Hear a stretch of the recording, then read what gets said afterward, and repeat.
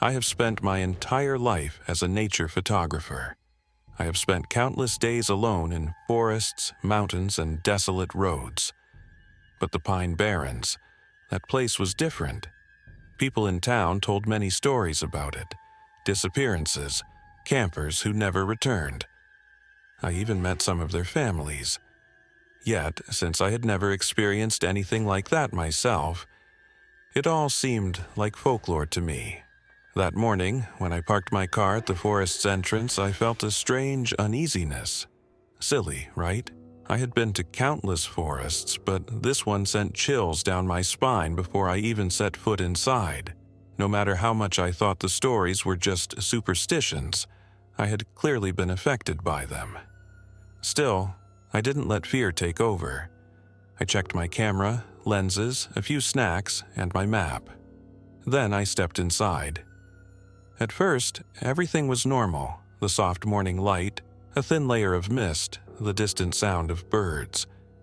Maybe I was just feeling unnecessary tension, creating paranoia in my own mind.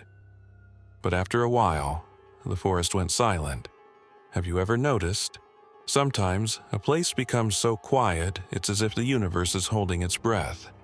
That's exactly how it felt.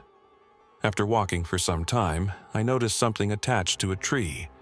As I got closer, I realized it was a note. Turn back. It was an old piece of paper, its edges worn, the ink slightly smudged. A joke? A prank left behind by someone messing with campers? Something deep inside me told me that was unlikely, but I smirked to myself. Who knew? Maybe a horror writer had come here to plant eerie notes and spook people. But after just a few more steps, I saw another note. Do not close your eyes. This one was newer. Even the tape holding it up looked fresh, as if someone had placed it there very recently. A wave of uneasiness settled in my stomach. I kept walking. The more I walked, the more notes I found. Some were pinned to trees, some wedged into branches, others had fallen to the ground. The messages seemed random, yet they were trying to tell a story. If you stop walking, it will find you. Turn back, turn back, turn back. Do not speak, do not make a sound. A tightness grew in my chest. There were too many notes. Some were so old their ink had faded, the paper molded. But some were so new, as if they had been placed just before I arrived. Despite the growing dread inside me, I took another step forward. For a brief moment, I considered that all of this could still be a prank. Maybe the local kids liked to scare hikers. Maybe someone who had actually gotten lost had left these notes as a desperate cry for help. But then, I felt breath on the back of my neck. Warm. Real. You know that feeling when someone gets so close that you can feel the pressure of their presence on your skin? That's exactly what it was. Someone was standing behind me, but I couldn't breathe.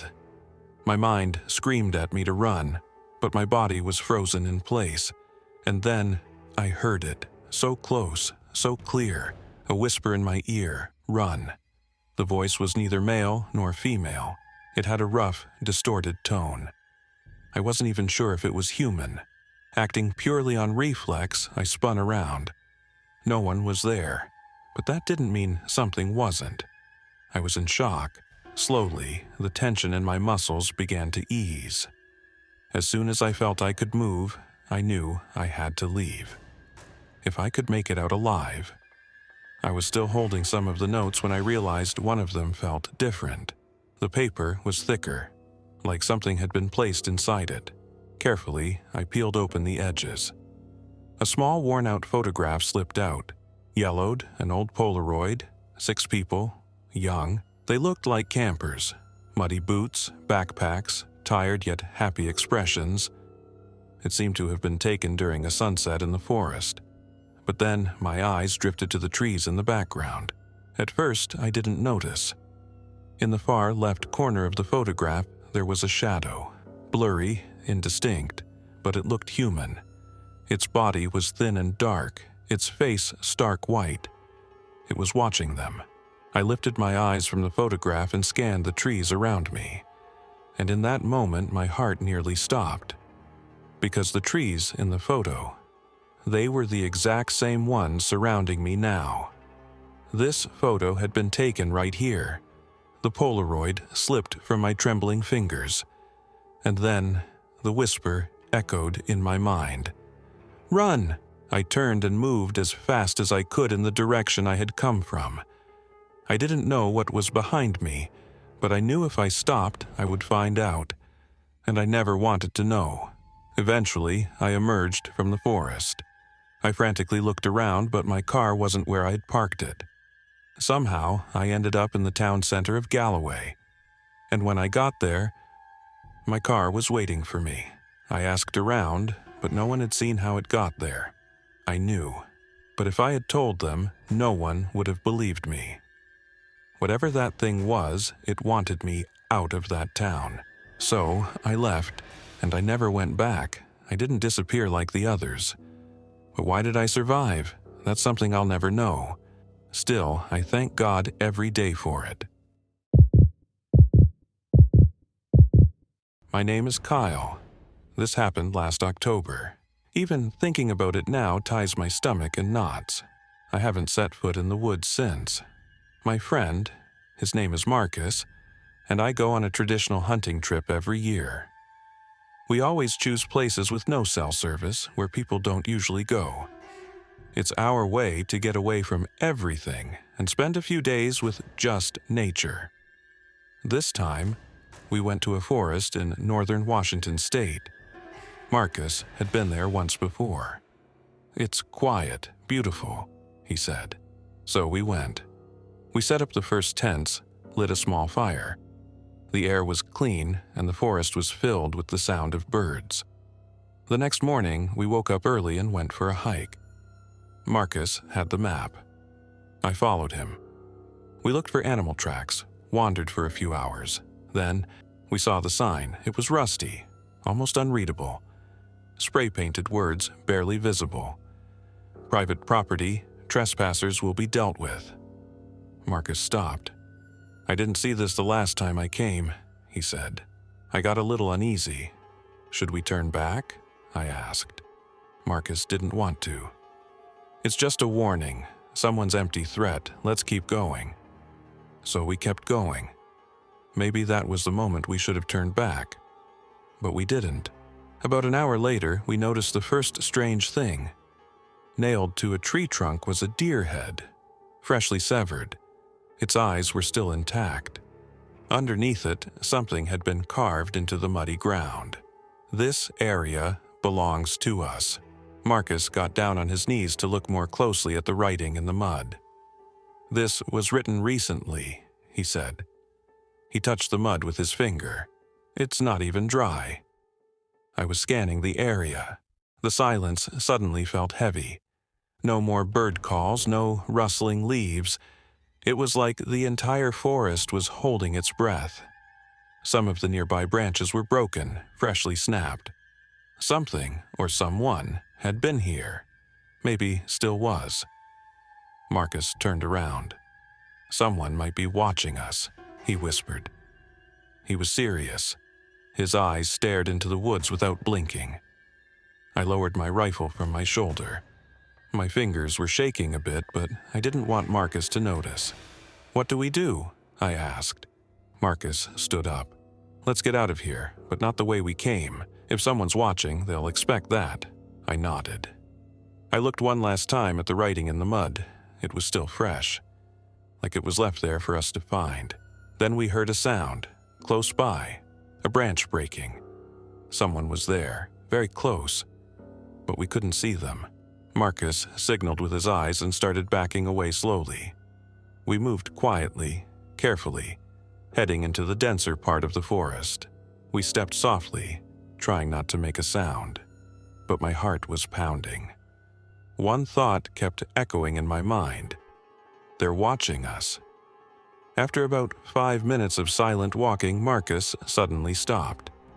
He raised his hand to signal me. "Look," he whispered. In the clearing ahead, there was a strange mark on the ground.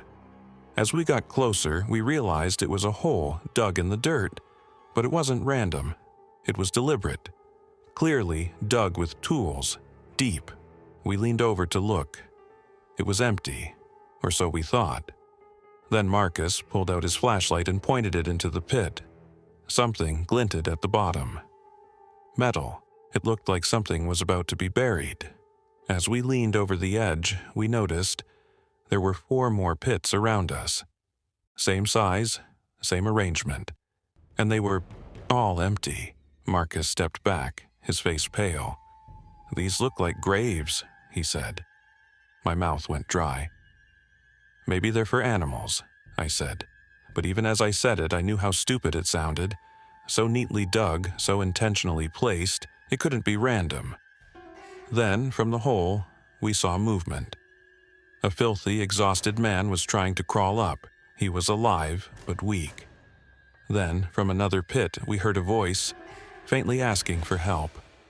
A woman. Both of them were being held here. There was no way they had climbed in on their own. This wasn't just a grave. It was a holding place. And in that moment, I realized we weren't drawn here by mistake. We were brought here, just like them. Marcus had placed the flashlight on the ground, shining it directly into the first pit. The man was still trying to climb out, but he couldn't. His arms were shaking. Every time he grabbed at the dirt, his hand slipped. "Hey," I called out, "tell us something. What happened to you? Why are you here?" The man stopped. Breathing heavily, he raised his head slightly. His lips moved, but we could barely hear him. Marcus stepped closer. The man spoke again, this time louder. "Run!" That's all we could hear. Then the woman's voice from the second pit rose again. "Please, help us," she said in a hoarse, weak tone. There was a moment of silence. Then she whispered one more thing. "The ones who came before you, they're gone." My heart was racing. "Who?" I asked. "Who's gone?" But there was no answer. That's when we heard it, very close, maybe 10, 15 feet away. Leaves crunching. A single footstep, then nothing. "We need to run," I said quietly. Marcus nodded, and we ran. Trees blurred past us. I didn't look back, I didn't hear anything. But in my mind, I still saw the face of that man in the pit. "Run," he had said. Maybe it was the last thing he managed to say in time. The next morning, we were at the police station giving our statements. The officer listened carefully. "That area has a lot of private property. You weren't supposed to be there," he said. "But they claimed they didn't find any pits. Not a single trace. The ones who came before us didn't return. But we did. And that alone was a miracle." My name is Michael. I'm 29 years old.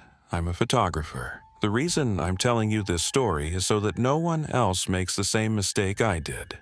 Last year, at the beginning of summer, I went to an isolated forested area in eastern Washington for a new photography project. A place so remote it barely showed up on the map. My goal was to document abandoned structures and how nature had reclaimed them. I packed my camping gear into my car and hit the road. Everything went according to plan. For 3 days, I captured incredible shots. Rusted cars deep in the woods, collapsed cabins, moss-covered walls. It was mesmerizing. On the afternoon of the 4th day, I slipped on a rock and twisted my ankle. The fall was bad. I tried to stand, but the pain made me scream. My phone had no signal. I couldn't call for help. I still had food, but staying another day wasn't an option. I tried to pack up my camp, but the pain was unbearable. Just as I was curling up in despair, I heard a sound, footsteps. I looked up. Standing in front of me was a woman in her 60s, short and gray-haired, carrying a basket on her back and holding a cane. "Are you okay?" she asked. Her offer to help felt like a gift from God. She told me her name was Marjorie. She said she lived nearby and came into the forest now and then to forage for mushrooms. When she offered to take me to her home, I nearly cried with relief. All I wanted was to have my ankle wrapped and call for help. She helped me walk and led me to her home. It was a small wooden cabin. From the outside, it looked like it had been abandoned for years, but inside, it was warm, clean. Everything was old, but functional. "Do you have a phone?" I asked. "It doesn't get signal here," she said, "but I can wrap your ankle." She bandaged my ankle. Then she brought me a bowl of soup. At first, everything seemed fine, but as the hours passed, her behavior started to change. She avoided giving clear answers to my questions. "No one lives around here," she said. "This place is a paradise for those who want to be left alone." She showed me to a small bed to sleep in. My ankle throbbed through the night, but that wasn't the real problem. It was her voice echoing in my head. When I woke up the next morning, the first thing I noticed was the door. It was locked. Marjorie brought breakfast. As if it was perfectly normal, she said, "It's dangerous outside. You need to stay here until you're better." "Why did you lock the door?" I asked.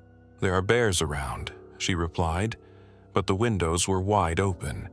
For the next 2 days, the same routine repeated. My ankle was healing, slowly, but she wouldn't let me leave. She claimed there was no phone, no radio, no internet, just her, me, and the cabin. On the 4th day, I got up early and tried to force the door open. But there was an outer lock too. I couldn't get out. That afternoon, she brought in a strange box. "These are your things," she said. Inside were my camera, my ID, my phone, and my backpack. But everything was in disarray. My phone's SIM card was missing. My camera's SD card was gone. My ID had been torn in half. I swallowed hard. "Why did you do this?" A twisted smile spread across her face. "No one will know who you are anymore," she said. I froze. I had told no one where I was going. I had come alone. That night, I made my first escape attempt. I smashed the window and threw myself outside. My ankle wasn't fully healed. I collapsed, but I dragged myself into the woods. Behind me, I heard her screaming, "Ungrateful dog, I healed you." But all I could think about was getting away. I ran, crawled, hid. I found a large rock and took shelter beneath it. My body was shaking, but I tried not to make a sound. Her voice still echoed in my ears, "Ungrateful dog." I had escaped crawling. I couldn't put weight on my foot. My breathing was uneven, my chest burned. But I escaped. I didn't look back. Eventually, I had to stop to catch my breath. That's when I saw it. A light in the forest. At first, I thought it was a hallucination. But no, it was a window. In the darkness, there was only one lit window in the distance, a cabin. I wanted to run, but my body wouldn't allow it. My ankle was throbbing. I was weak, dehydrated. Maybe someone there could help me. I crept closer. Only one window was lit. The rest of the cabin was in darkness. A shadow moved behind the curtain. Someone was inside. I stopped. I didn't move closer. Then I saw it. A small bell hanging beside the window, and the bell was ringing on its own. But in that moment, I realized this bell wasn't moving in the wind. It was being rung by someone. Rhythmic, deliberate, every 10 seconds, like someone was calling me. The curtain shifted for a moment, and I couldn't believe what I saw. The gray-haired woman, Marjorie, that same blank, chilling smile on her face. She saw me. From all the way out there, she had found me. I thought I was hiding, but she had always been watching. I didn't go to that cabin. I slowly backed away. I forgot the pain in my ankle. I walked until sunrise. Eventually, I reached a dirt road. Just before I collapsed, a car picked me up and took me to a hospital. I filed a report with the police, but nothing came of it. I had no proof. There was nothing incriminating about an old woman. I'm still alive. If you can call this living. Because I still know. That cabin is out there, Marjorie is out there, and now that bell won't stop ringing inside my head. Do you have a real-life horror story to share? Tell us your terrifying experience, and we might bring it to life in our next video. Send your true horror stories to the email in the description, and your story could be featured soon.